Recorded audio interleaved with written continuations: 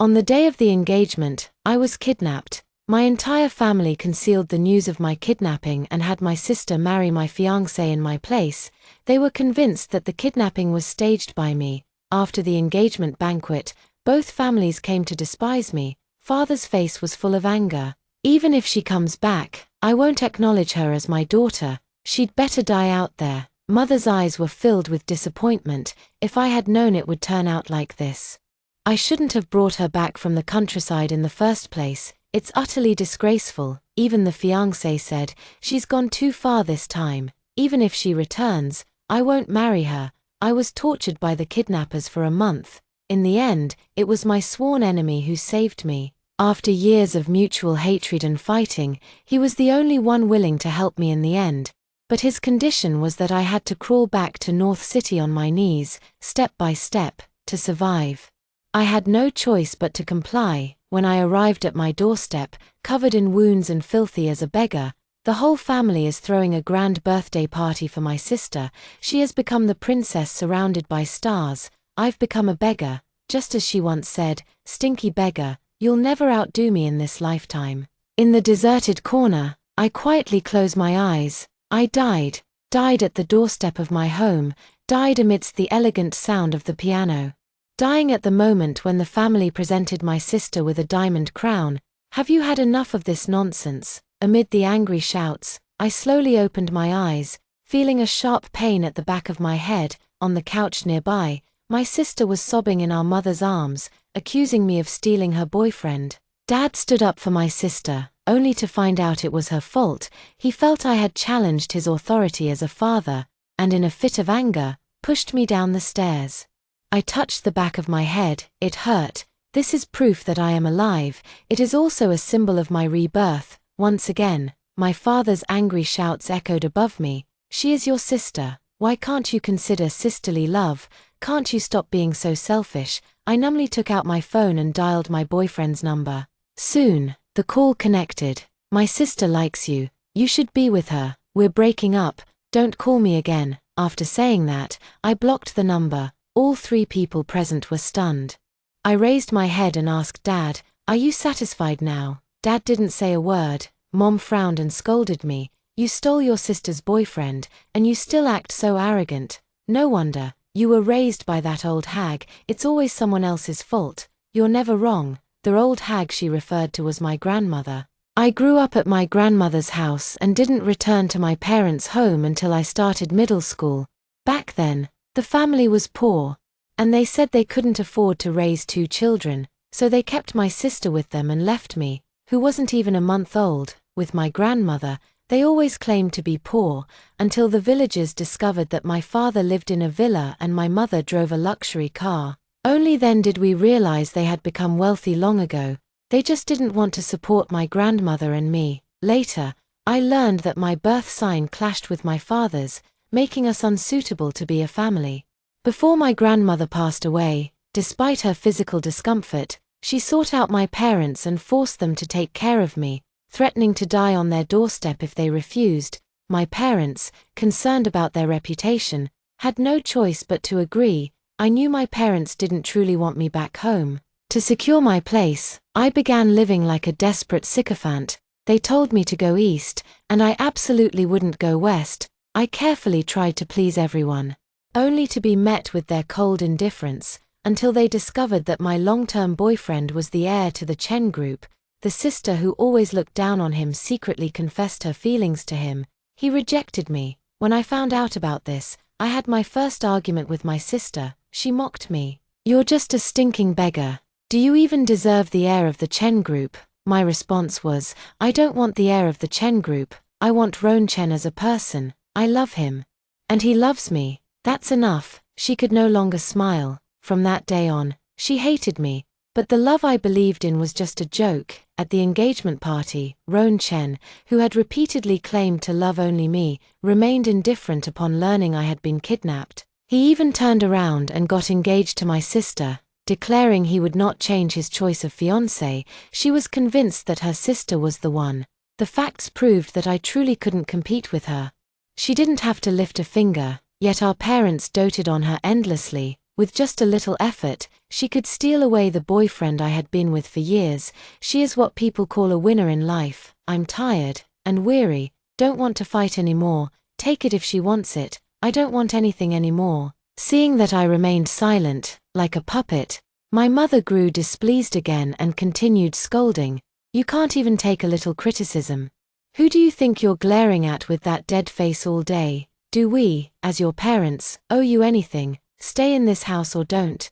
No one cares, I replied indifferently. Roan Chen has been my boyfriend since college.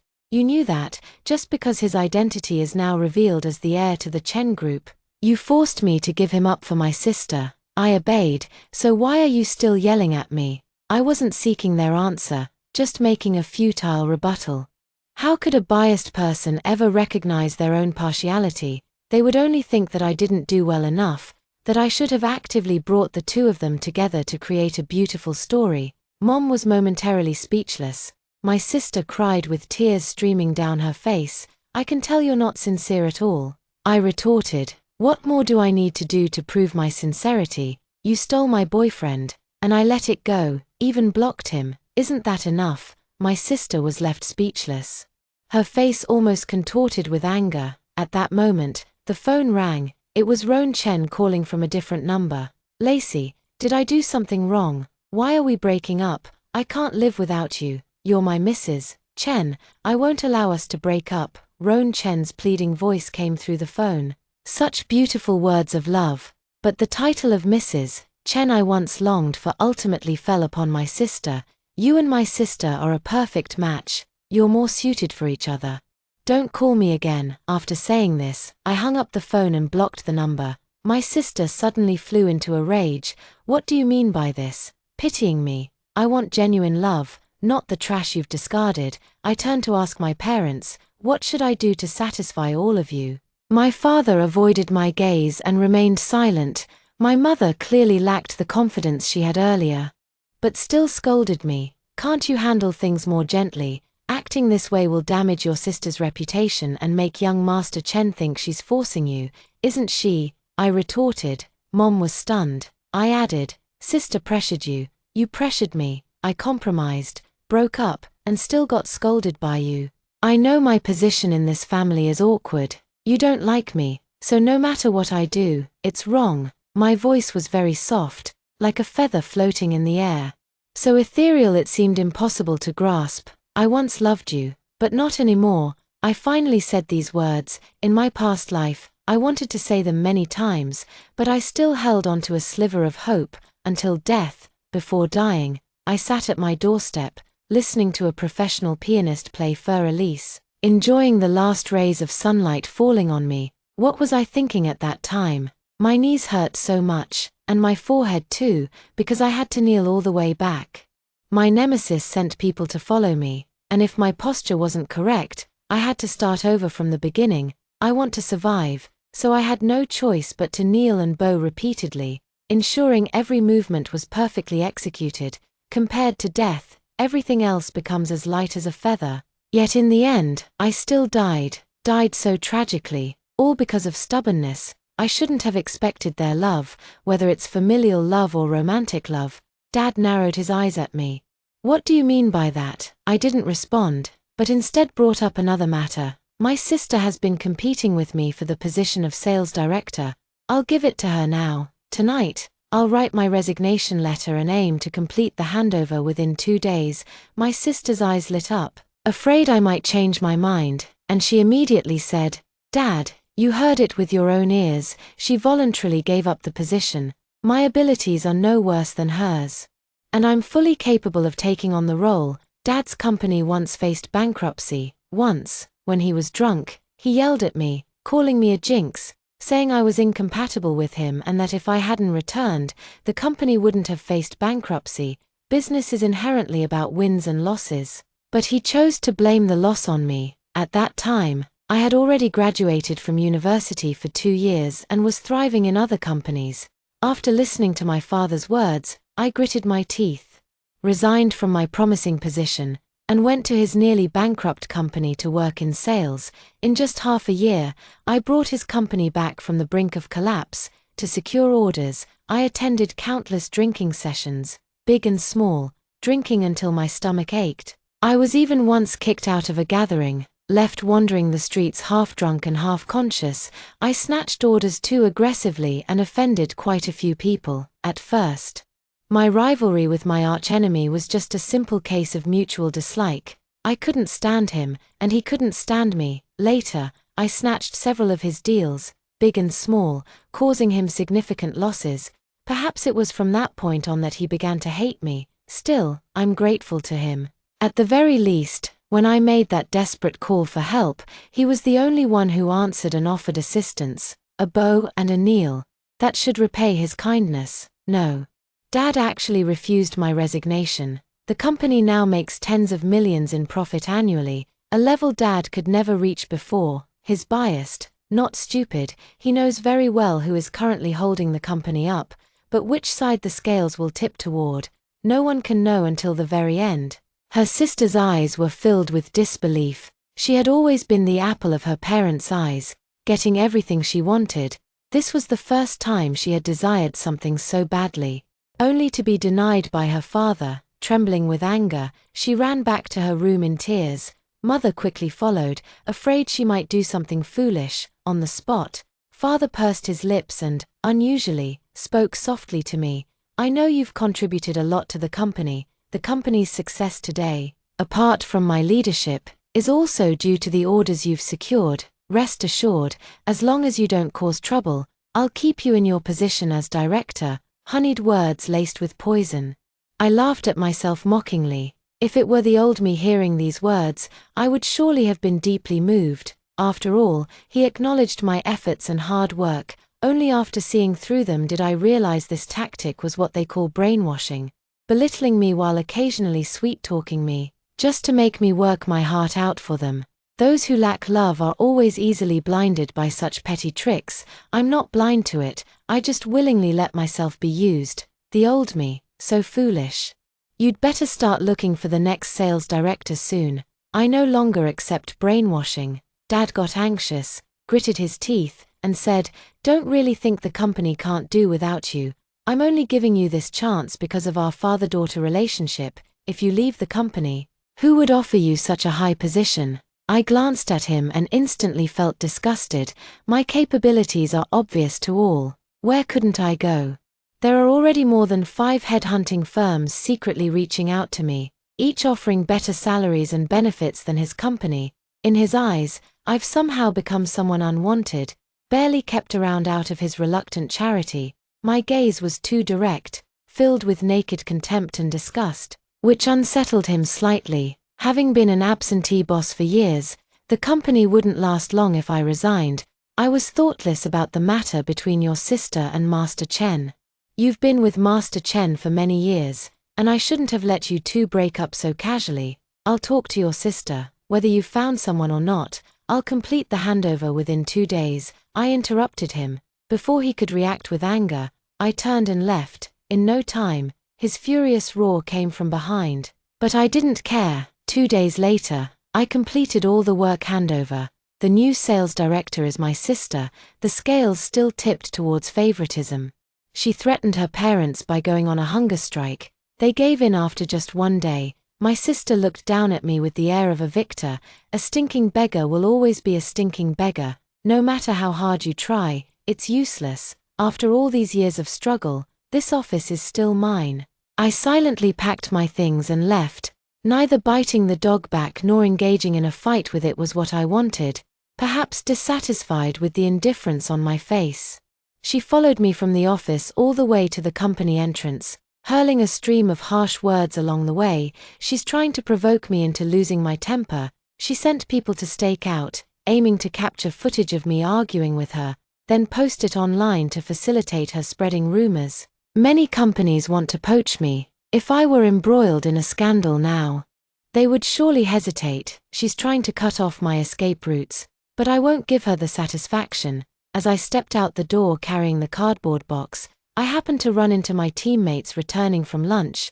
To avoid causing panic, the company hadn't announced my departure yet. Seeing me with the box, they stared at me in stunned silence. "Director, are you leaving?" I nodded. "The company will notify you all later." if fate allows, we'll meet again in the world. They were reluctant to see me go and came over one by one to talk to me. My sister got angry and scolded them. Do you think I'm dead? I'm the next sales director, and from now on, you'll report to me. If you don't want to work, just submit your resignation anytime, and I'll approve it immediately. The executive assistant immediately took off the company badge hanging around her neck upon hearing this and confronted her head. I've never followed the company. I follow the director. I follow Lacey. If she leaves, I'm going with her. The young assistant was too impulsive, and I feared she might regret it. I quickly stepped in front of her and whispered a warning, "Don't act recklessly." The assistant, in turn, reassured me, "Lacey, don't worry, my family is well off, even if I don't work. My parents can support me. Back when you came to recruit at our school, if it weren't for your help, I wouldn't have joined this company anyway. It's just a small firm, not even as big as my mom's company." At this point, the assistant's eyes suddenly lit up. "Why don't you come to my mom's company? You're so capable. Even though our company doesn't have this kind of business, your skills would definitely convince my mom." I was amused. "I just quit my job and want to take a break for a while." The assistant pouted. "All right, then I'll go home and be a freeloader for a while too. When you find a new job, remember to take me with you." I still want to be Lacey's assistant. The others were also tempted, their eyes clearly showing hesitation. The company hasn't signed a single new contract this year, and relying solely on them, they feel uncertain in their hearts. Sister's face twisted with anger as she glared fiercely at the little assistant. Yet she couldn't do anything about her. However, she didn't dare to say that sentence again, fearing that if the entire department resigned, she wouldn't be able to handle it alone. She couldn't wait to take my position because she wanted to enjoy the benefits, not to look for trouble. At this moment, an inconspicuous black car pulled up. Roan Chen got out of the car and walked toward me, grabbing my wrist. With the grievance of a child, he said, "You blocked me. I called you from other numbers. But you ignored me. What did I do to upset you? I'll change anything. Don't misunderstand me." Holding the cardboard box, I couldn't shake off his hand. The warmth from his palm spread to me, making my hair stand on end and filling me with disgust. "Please let go." I tried my best to stay calm. Roan Chen still wanted to act spoiled, but my patience had run out. With an expression of utter disgust, I shouted angrily, "Let go." The sound was so loud that even the security guards were startled and looked over. Roan Chen froze for a moment, then reluctantly let go. I took a deep breath, regaining my composure, and said indifferently, "We've already broken up." "I don't agree." Roan Chen's eyes reddened as he pleaded, "Please don't break up." "Okay, I'll listen to whatever you say." I glanced at my assistant, who, understanding my silent cue, immediately took the cardboard box from my hands. I took out my phone and opened the video. In the video, my sister was wearing a revealing evening gown, coiled around Roan Chen like a snake. He didn't reject her advances. One arm was wrapped around her waist while the other was busy replying to a message. At the time, I was looking for him, and he lied, saying he was in a meeting. Roan Chen's eyes flashed with panic as he hurriedly explained, "Lacey, let me explain. It's not what it looks like." I made a shushing gesture, signaling him to keep watching. In the video, my sister wrapped her arms around Roan Chen's neck and kissed him. Roan Chen instinctively pushed her away, but she held on tight. After a few back and forths, Roan Chen let her embrace and kiss him, and eventually, the two entered the hotel. The next clip showed the two of them making out fiercely right at the doorway before even entering the hotel room. After the door closed behind them, anyone could guess what they were about to do. These two videos were not secretly recorded in a hotel. They were taken by paparazzi who were following us. The paparazzi sold the videos to my sister, originally. My sister intended to use these videos to pressure me into breaking up with Roan Chen. However, our mother found out and forbade her from using this method, saying it would damage her reputation.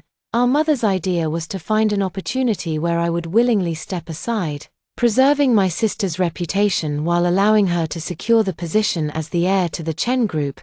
The reason I obtained these two videos is that the paparazzi were short on money and secretly sold them to me.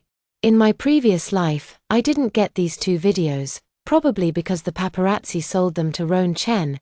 In this second chance at life, the butterfly flapped its wings, and many things have subtly changed. After the videos finished playing, everyone present fell silent and looked at me with sympathetic eyes. Only my sister squeezed out tears and cried, saying, "If you want to hit someone, hit me, it's my fault, but I truly love Roan. If you're willing to let him be with me, I'll be grateful to you for the rest of my life." Roan Chen denied their relationship, saying, "Lacey, don't listen to her nonsense. I have nothing to do with her. She seduced me. I've met many women like her, which is why I chose you. I've hidden my identity all these years, yet you've always treated me the same. The one I love will always be you. No one can replace you." While accepting my own sister's seduction, he claims to love me. His love is truly cheap. My assistant spoke up for me indignantly. "If you only love Lacey, why did you get involved with other women? Couldn't even wait to get through the door before making out? Who'd believe it was just seduction? You two probably hooked up long ago, you shameless pair." No one else dared to say it out loud. After all, they still had to work under my sister, but their eyes were filled with agreement for what the assistant had said. I nodded. "That's a very accurate analysis."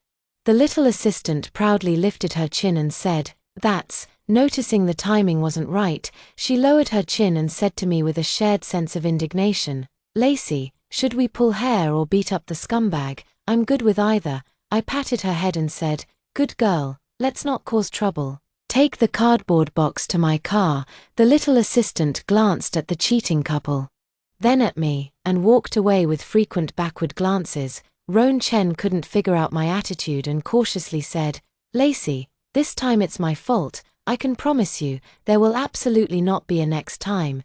Can you trust me just once?" I smiled faintly, just as he thought I had forgiven him. I slapped him hard across the face. A sharp smack rang out. Roan Chen's face was slapped to one side.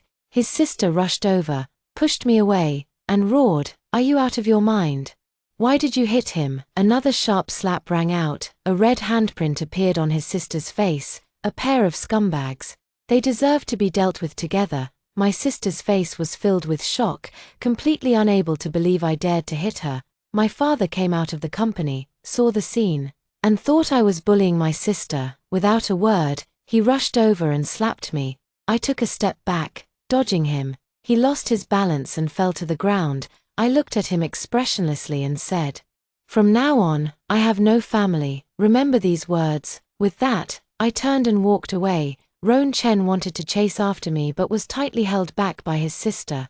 "No, Lin Meyer." Father Lin scrambled up from the ground and roared at my retreating figure, "If you have the guts, never come back for the rest of your life." That night, a video has gone viral online. The title reads, "Daughter beats her own father." The clip is brief, cleverly edited to show only me slapping Lin Meyer and her father lying on the ground with me standing over them, all in under a minute. But this generation of netizens has its own perspective, and their reaction is completely different from what Lin Meyer had hoped for.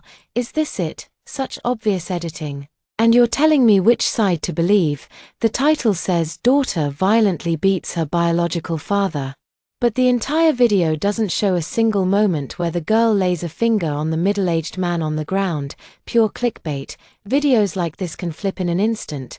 Just watch for the drama. Trash video. Not worth watching. Next. Wait, hold on, there's something interesting. Look at the guy next to the girl. He seems to be the son of the big boss of Chen Corporation. The video made no splash online and quickly faded into silence. Perhaps the video didn't achieve the effect Lin Meyer desired, forcing her to hypocritically criticize the blogger who posted it publicly under her personal account. She wanted the video to cause a stir but didn't want others to discover it originated from her. So she resorted to a green tea remark. "I don't want family scandals aired in public. No matter how bad my sister is, she's still family. Even if she hit dad, she usually enjoys flaunting her wealth." And this account has quite a few followers. Her statement indeed sparked a lot of discussion, but it was just a small ripple. Within less than a day, the video was overshadowed by others. After the online exposure tactic failed, she took no further action, mainly because she doesn't have any leverage against me. And right now she needs to curry favor with Roan Chen, so she can't spare the time. Very soon. Half a month passed. One noon, the assistant excitedly called me, "Lacey, did you see the news this morning? Lynn Mayer got beaten up." After listening to my assistant's words, I opened the news and found that it was flooded with reports about Lynn Mayer being the other woman and getting beaten up by a wealthy wife. In the video, Lynn Mayer was grabbed by the hair by a tall girl, who slapped her face repeatedly, while two other girls were pulling off her clothes and occasionally kicking her. If Lynn Mayer's parents hadn't arrived in time, she would have definitely been exposed. Upon seeing that it was Lynn Mayer's parents, the girls started yelling at them, cursing them for teaching their daughter to be the other woman. Mr. Lynn, who was usually hot-tempered, was scolded so badly that he didn't dare to retort. Mrs. Lynn also lowered her head and shielded Lynn Mayer as they left. I've seen the girl in the video from afar at some banquets. She's a wealthy, beautiful, and privileged girl from high society, married to a young master from the same social class, and is a very arrogant person. I never expected Lynn Mayer to offend her. It seems Lynn Mayer's ambitions are quite big this time. But wasn't her target Roan Chen? How did he suddenly become another wealthy young master? It seems a lot has happened in the past half-month. I'm not interested in knowing, but my assistant is, and she didn't care whether I wanted to know or not, bombarding me with a bunch of insider information. According to rumors, Lynn Mayer approached Roan Chen many times, even using that hotel video to threaten Roan Chen's family, forcing the Chen family to give her a proper status. But the Chen family wasn't having any of it. They turned the tables and warned Roan Chen that if his reputation was ruined to the point where he was no longer fit to be the heir of the Chen group, they would replace him. This scared Roan Chen into figuring out a solution on his own. Who knows what method Roan Chen used? But afterward Lynn Mayer stopped bothering him and instead got involved with that notorious playboy. That rich kid was infamous for his cheating ways. You could say Lynn Mayer brought this on herself. No wonder Lynn's parents have been taking turns calling me these past few days. Turns out their precious daughter got into trouble and they want my help to fix it. By the way, Lacey, the entire sales team from the previous company has left. Some joined other companies, while others started their own businesses. The sales department has become an empty shell. Lynn Mayer took the initiative to offer herself to that playboy, and I suspect it's related to signing this year's contract. Suddenly struck by a thought, the assistant exclaimed in shock. Could she possibly think contracts are obtained by selling herself? The sales department is an empty shell now. This speed is completely beyond my expectations. I thought they could hold out for at least 3 months, but in just half a month, she completely destroyed the top-performing sales department I had built over several years. Right, Lacey, sometimes I find you quite naive too. Do you really think those seasoned veterans followed you just for the sake of the company? No, they followed you because you were their shield, their sky, and their talent scout all at once. Now that the sky has collapsed and the scout has left, these old warhorses naturally had to find a new home. They're all renowned salespeople in the industry. They can easily land high-paying jobs anywhere. There's no reason for them to put up with Lynn Mayer's attitude day in and day out. You have no idea. After you left, Lynn Mayer introduced a bunch of useless rules and restrictions. These are seasoned pros. The moment those rules came out, they had their resignation letters ready. The second they found a new job, they were out of there. Lynn Mayer thought she could make a strong impression as a new leader, putting those old employees who looked down on her in their place, but seasoned veterans don't play that game. They just walked out. Based on my estimate, this should have happened at the earliest 3 months later. I never expected Lynn Mayer to speed things up so much that the entire sales department was gone in just half a month. She's utterly useless. No wonder Mr. Lynn objected when I submitted my resignation. Lynn Mayer truly can't shoulder the responsibility. But these matters have nothing to do with me. Now, I'm just an insignificant bystander. In the following days, my phone was bombarded with calls again. Previously, it was Roan Chen who kept calling with different numbers, and now it was the Lynn parents' turn. It seemed I had no choice but to change my number. I changed my number, but the peace lasted only a week before it was shattered. The Lynn parents actually came looking for me. I rented a small villa in the suburbs, early in the morning. Before I was even fully awake, the doorbell started ringing incessantly. I thought it was the hourly cleaner arriving, but before opening the door, I decided to be cautious and checked the surveillance monitor first. To my surprise, it was Lynn Mayer and her parents. I had absolutely no desire to see them, so I simply called the property management and asked them to send security to drive them away. 10 minutes later, the property staff and security arrived. Informing them they were harassing a resident and demanding they leave, Mr. Lynn flew into a rage, shouting at the door, "Lacey Lynn, come out here, stop pretending you can't hear me. I know you're inside, the family is in chaos, and hiding away is no solution." Mother Lynn burst into tears, playing the emotional card. "My eyes are nearly blind from crying over you. Can't you just come out and see your mother once?" The property staff and security guards exchanged glances. Unsure whether to forcibly remove them or call the police, I texted the property management, "They are not my parents. Get them out immediately." The property staff and security guards began to take forceful measures, dragging them out. It took nearly half an hour before the entrance finally quieted down. Clearly, this villa was no longer livable. That same day, I moved to a high-end apartment, which was actually my real residence. However, I had already listed it for sale, planning to use the proceeds to study abroad. It's laughable. As a sales director, my annual income wasn't as high as the industry rumors suggested, and was even lower than their estimates. For that company, I gave my heart and soul, but ended up with nothing. On the second day of moving into the apartment, Roan Chen came knocking. Turns out Roan Chen had already sent someone to stake out the apartment entrance. The moment I appeared, someone notified him, "Lacey, I'm sorry." This was the first thing he said to me. "If you really feel sorry for me, don't ever appear in front of me again. I don't want to see you." Every time he appears, I'm reminded of the game the kidnapper played with me in my past life. When the kidnapper called the Lin family to demand ransom, they didn't believe it and hung up the phone. After multiple calls were hung up, the kidnappers cut off my little finger and took a photo to send to them. They still didn't believe it, including Roan Chen. For 3 consecutive days, they cut off 4 of my fingers, yet they still couldn't convince the Lin family or Roan Chen that they were kidnappers. The kidnappers were afraid I might die, so they bandaged me. Later, even the kidnappers caught on and asked me, could they be doing this on purpose, leaving you to die without helping? I refused to believe it and desperately insisted they weren't.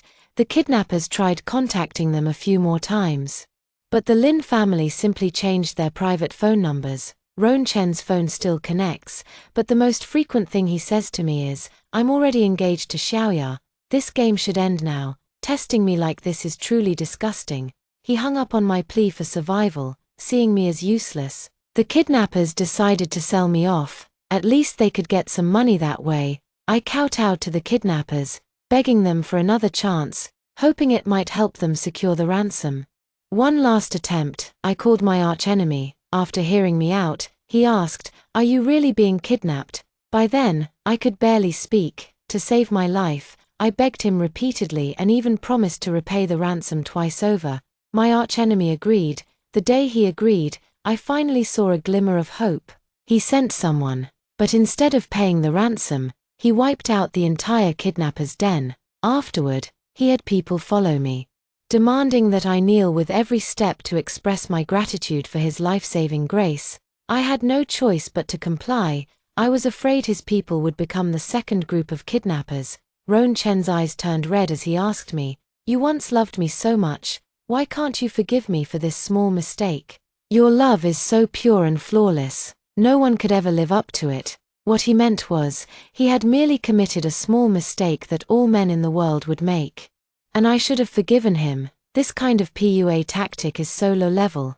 Clearly, he really couldn't find any other excuse. "I deeply regret ever loving you." I met his gaze and said in a tone of utter disgust, "Loving you was like falling into a cesspit. Every time I think back on it, I feel filthy and sickened." Stung by my words, he shook his head repeatedly. No, don't say that. I truly know I was wrong. Can you forgive me just once? I swear to heaven, if I ever betray you, may I be struck by lightning. May I never." I looked at him coldly, and seeing that I didn't stop him, he didn't continue speaking. He was still afraid, fearing a bad end. At that moment, the police arrived. Not wanting to escalate the situation, he slunk away. For the following month, he would send a bouquet of flowers every day through someone else. But I had already moved out the day after he started harassing me. When my assistant found out I had nowhere to go, she excitedly invited me to stay at her place, saying she lived alone and her home was very secure. No one could find me there. With 3 months left before my study abroad, I had no choice but to swallow my pride and impose on her. Only when I went to her house did I realize that her villa was on a mountain, as large as an estate. No wonder no one could find it. At my assistant's home, I lived a fairy tale life for 2 months, opening my eyes to blue skies and white clouds, pushing open the window to a riot of flowers. In the afternoon we made tea together, in the evening we went mushroom picking in the mountains, and at night we grilled meat for 2. Occasionally, she would gossip with me about the outside world. One of the most surprising things to me is that Ron Chen is getting engaged. His fiancée is the daughter of a coal tycoon. Counting the time, in my past life, it was also around this time that he got engaged to me. It seems the course of fate remains unchanged, though the details are entirely different. The night before Ron Chen's engagement, Lin Meyer posted a video on her account showing her and Ron Chen going to a hotel, along with various bed photos of Ron Chen. The backgrounds were all different. So the hotel incident wasn't their first time together, it was just one of many unknown encounters. Ron Chen even lied to me, saying he only made one mistake, as expected. You can't trust the words of a scumbag. That night, people online feasted on the drama. My assistant stayed up until 2 a.m., knocked on my door, and said with panda eyes, "Lacey, evil really does get its retribution. Ron Chen hit Lin Meyer with his car, she's in the hospital now, and her condition is unknown." I froze for a moment. I felt hardly any emotional fluctuation, as if hearing about an accident involving a stranger. I sympathized for half a second, and then it had nothing to do with me. The next day, the engagement banquet was called off. The daughter of the coal tycoon refused to compromise, leading to the failure of the alliance between the two families. The Chen family was deeply disappointed with Ron Chen and publicly announced the revocation of his heir status. Lin Meyer was severely injured in the accident and will have to rely on a urinary bag for the rest of her life. Not long after, the Lin family's company faced bankruptcy. Desperate, Lin's parents clung to Ron Chen as their last lifeline, demanding that the Chen group save their company. Otherwise, they would sue Ron Chen and send him to prison. The Chen group's patriarch had more than one son, and Ron Chen's scandal had become public knowledge. Unwilling to protect him, they would rather see him imprisoned than tarnish the Chen family's reputation any further. Ron Chen was ruthless in his own right. He preferred going to jail over paying a cent. Determined to drag Lin Meyer down with him, criminal compensation didn't amount to much. In the end, Ron Chen was sentenced to 3 years in prison and ordered to pay 200,000 in damages. When dogs bite dogs, there are no winners. Later, the Lin Corporation has gone bankrupt. Lin Meyer is left with severe aftereffects. That 200,000 won't make much of a difference. Lin's parents went to the Chen family multiple times to demand money, only to be driven out each time. They thought of me, asking around for my whereabouts, hoping I would return to be their doormat like before, solving all their problems. They could only dream. By then, I was already on a plane studying abroad. In the first-class cabin, I spotted my arch-nemesis. At that moment, I really wanted to get off the plane, sharp-eyed. He noticed me and let out a flirtatious remark, "Big Dog, you've gotten prettier." My childhood nickname was Big Dog, given by my grandma, who said a humble name would make me easier to raise. He was the village chief's grandson. His father owned oil and gold mines in Africa. Back then, not knowing any better, I joined the other village kids in giving him a nickname. We called him Sparkles. Gold mines are all sparkly. He secretly held a grudge. He called me Big Dog. I shouted at him loudly, "Sparkles, is your hairline starting to recede?" He surrendered, raising both hands. "Please stop shouting." I admit I was wrong. I rolled my eyes and closed them to rest, in a daze. It felt like the plane had taken off. In my dream, I seemed to have returned to my past life. I saw my sworn enemy pick me up and carry me away from that house after my death. He whispered to my corpse, I was so cruel to you to make you let go of them, but I never thought. I don't know how much time had passed when the flight attendant woke me up and asked what meal I wanted. I woke up, lifted my head, and met the gaze of my arch-rival. Suddenly, I asked him, have you ever hated me? We've never gotten along since childhood, and after entering society, I even used underhanded tactics to snatch several contracts from you. He shook his head. No one would hate a fool. He's still as sharp-tongued as ever. For once, I didn't snap back at him but instead smiled in understanding. After the plane landed, we headed off in different directions. Perhaps we'll meet again if fate allows, or perhaps we'll never see each other again. Who knows about this thing called fate?